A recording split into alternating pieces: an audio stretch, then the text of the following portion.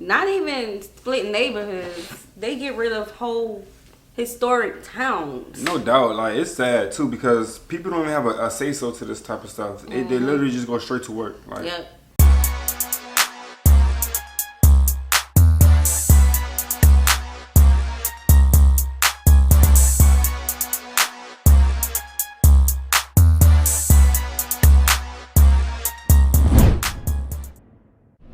What's good, y'all? It's the Demouchets React, and we're back with another video. What we got today, C? Today we're back with another American reaction. We're super excited about this video, Yes. guys. If you're new to us and And we're we're new to you, make sure you scroll down, hit the red subscribe button, and turn on the post notification bell because we're on the road to 50K. And we cannot get there without you guys, Let's alright? go. Join the family. Without further ado, let's get into the video.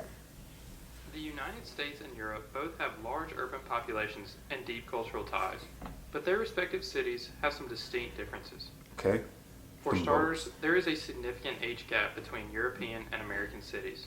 When Europeans first arrived in the Americas in the late 15th and early 16th centuries, there were as many as 10 million natives living in what is today the United States. But the natives were not concentrated in large urban settlements like the civilizations in what is today Mexico and Central and South America. If there had been, you can only speculate on what would have happened to them. There are some exceptions though. The oldest continuous settlements in the United States belong to natives and are located in the southwest United States. These settlements were founded around 1100 AD, but they generally have never hosted more than a few thousand people.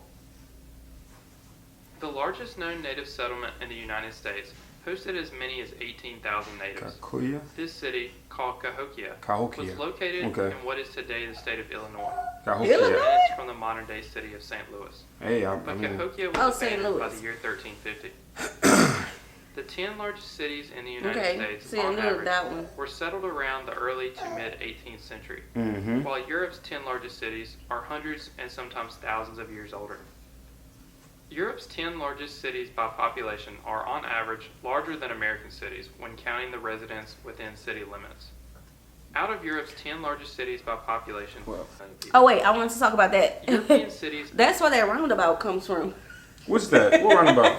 You know how now we have roundabouts literally all over? Mm-hmm. You saw how in Paris they was going around that little monument? Oh, yeah, up non-stop, too. Yes, y'all, we do not like the roundabouts. Like, no, cause they just put it there, and I'm need pretty lights. sure it was lights. Yeah, you can't see off them thing curve. Them thing curve be right there. And a You lot of tryna- people don't know how to ride it. Bro, it be 80 driving- miles per hour.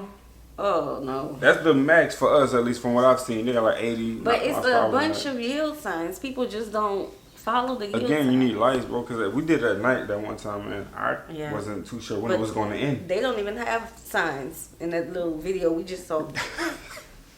Also have a higher population density. Out of Europe's 10 most populated cities, only 3 have a density of less than 10,000 people per square mile. Oh, St. Petersburg, Russia, oh, that's beautiful. Mardi Gras.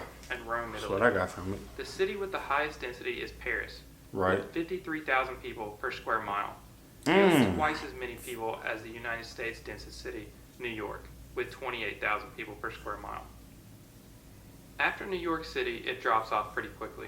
The second most populated city in the U.S., Los Angeles, has 8,500 people per square mile. Chicago, 12,000 people per square mile. Okay. Houston, 3,500 people per square mile. And Phoenix, 3,100 people per square mile. The differences in European and U.S. cities' populations and densities are largely due to American suburbs. People are Right. living outside The of city blocks. limits and in homes instead of multi-story structures. These suburbs initially came about because of the train. They then exploded with the wider use of the car and cheap fuel that powered them. Land outside of American cities was Oh, also Lord. cheap, making homes affordable for the middle class. Chicago is often credited with inventing the suburb. After the fire of 1874, the city banned the construction of wood buildings. So speculators built cheap wooden homes as fast as they could just outside of Chicago for the 100,000 people that were just left homeless. After World War II, the federal government started guaranteeing loans that required 20% or less for a down payment and loan lengths as long as 30 years. Before this, it was common to have to make a 50% down payment with loan lengths as short as 5 to 10 years. 50%? I mean, these new loans increased the amount of people that could purchase a home. But these loans is this had more that picture favorable that be terms on the for new movies construction before it start? compared to existing housing, since the government did not want to back a loan. That's what it looks like. Oh my God. This meant it was easier to get a new home in the suburbs than a property They close shouldn't to put the that city in black center, and white like which was that. typically I older. agree. However, African Americans were often discriminated against when it came Talk to about it. so few were able to move to the suburbs. While mortgage discrimination has improved significantly, the discrimination that occurred from the 40s to the 60s contributed to generational poverty, and it has had a lasting impact on the geography of American cities. African Americans are still less likely to be living in the suburbs than whites, though the demographics That's are changing slowly now. changing. Today, more African Americans actually live in the suburbs at 39% than within city limits at 36%. The mass exodus in many of these cities, often referred to as white flight, led to severe urban decay. Residential buildings were abandoned, leading to local businesses shutting their doors due to less customers, which resulted in job losses, Took some which fire led to pictures poverty down and crime, which led to more people leaving. This cycle continues in many cities today, while others have seen an urban revival in the last couple of decades, as many young professionals move back to the city.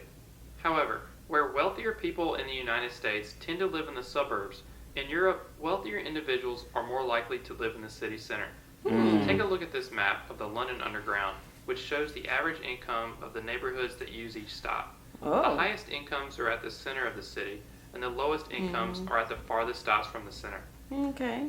Speaking of public transportation, Europe's public transportation systems are usually thought of as superior to the United States, with a few exceptions like New York City. Because of the suburbs, U.S. cities are too spread out, and buses and trains can't stop at every block to pick everyone up. If they did, it would run extremely slow. More buses. When it comes to roads, both the United States and Europe have extensive major road networks. But in the United States, large roads often run right through its cities instead of up to it. While this may make sense in trying to quickly travel from state to state or city to city, it is often criticized for splitting neighborhoods and disrupting local communities. Another thing that how many lanes was that? I don't even know. Not even splitting neighborhoods. They get rid of whole historic towns. No doubt. Like, it's sad too because people don't even have a say-so to this type of stuff. They literally just go straight to work. Like, and U.S. cities are the amount of skyscrapers. United States cities generally have more skyscrapers. Out of 50 cities in the world with the most skyscrapers, only 2 are in Europe. Moscow, Russia, with 57 skyscrapers, and Frankfurt, Germany, tied for 50th with 17. The United States has 11 cities in the top 50, with the most going to New York City with 287 skyscrapers. That's a lot. When European cities do have skyscrapers, they tend to have a section designated for them, away from their historic city center, like La Défense, a business district which is actually a few miles outside of Paris itself. The skyscraper was first born in the United States in the late 19th century. Okay. First in Chicago and later in New York City. The United States took They pride just in their sitting large comfortable. seeing them as a symbol of their prosperity and power. Europe, on the other hand, already had established historic buildings and public spaces that left little room for large new structures. They were also resistant to what could be considered American. After the destruction of European cities in the Second World War, Europe had the chance to build whatever they wanted. They could redesign their cities around the car as American cities were starting to, and now have room to build skyscrapers. But Europe chose not to. Europe had an overwhelming desire to build their cities back to the way they were before the war and to preserve their unique cultures and way of life. The city of Brussels also played a role in the rest of Europe protecting its urban landscape. The city of Brussels had a laissez-faire approach to urban planning in the 1960s to the 1980s. Structures that were often generic and didn't fit in with Brussels' historic city landscape were put all over the city. The rest of Europe took notice and became concerned a similar randomness of structures could be placed all over their respective cities. Zoning laws that protected Europe's historic districts and structures were then passed across the continent. If you enjoyed this video, please subscribe for other geography-related topics. Yes, man. Go ahead and check them out. Give them a subscription, you guys, as well as us. You feel me? Yeah, interesting. Very interesting. I did not know we had the most skyscrapers. Or that it was originated here. Well, Right. they did say that they had some, but they didn't have room. The first one built was here. Okay. So they said. Yeah. What we heard. For us, it was a symbol of prosperity. Mm-hmm. Okay. And then Europe also had, massive opportunities to just rebuild like a whole bunch of stuff. Which I wonder how long that would take though. I don't know, a couple years maybe. Yeah. But I do understand we're wanting to preserve your unique history, because I remember like after Katrina, a lot of buildings, were abandoned and all of that, and some buildings just got rebuilt the way it was before. Some just still sitting there. Yeah, some still sitting there, sadly. Yeah. So we hope you all enjoyed this video with us. Like this video, subscribe, turn on the post notification bell. We have enabled our super thanks if you would like to support the channel that way. Check it out. And we have our mailing address in the description box below. We'll see you soon. Peace.